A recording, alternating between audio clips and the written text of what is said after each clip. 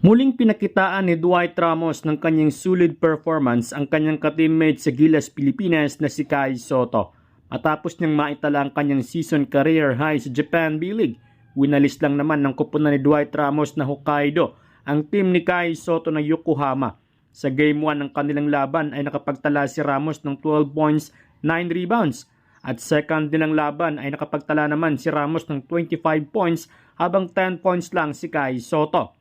Asahan ang paglapag ng dalawang player na ito sa Pilipinas bilang paghahanda sa unang window ng FIBA Asia Cup. Samantala, muli na namang tinalo ng SMB sa Game 2 ang Magnolia Hotshots sa score na 85-109. Pero umabot pa sa press conference ang init ng laban matapos magkasagutan sina Mutaw Tua at Calvin Abueva kasama ang asawa nito.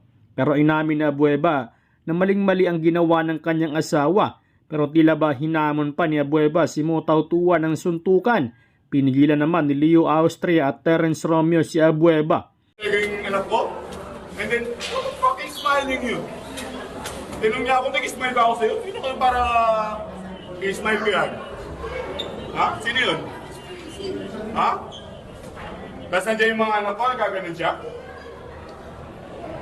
Ano? Dumaan na akong maayos? Dadaan ka sa akin? Sino ka? Ikaw, di ba sa kawakan mo yun? Laban mo? Hindi na pare, ayan yung mga anak ko. Pagkakawin niya ako.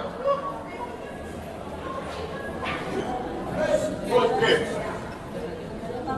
Ha? Ano yung asawa ko yun? Bakit? Sino ba yun? Oo nga, bakit niya ako ginanon?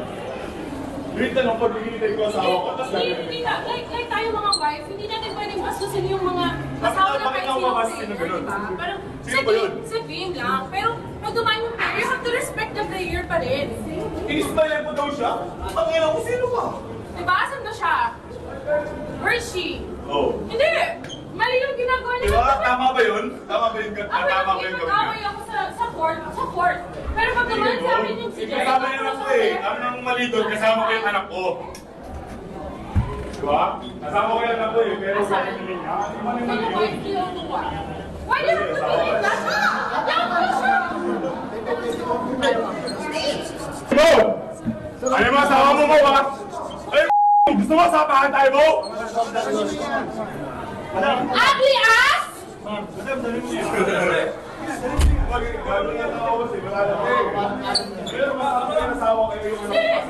Bastos yung asawa niya eh. Papasok tayo ako sa confront, tapos tutulog niya lang.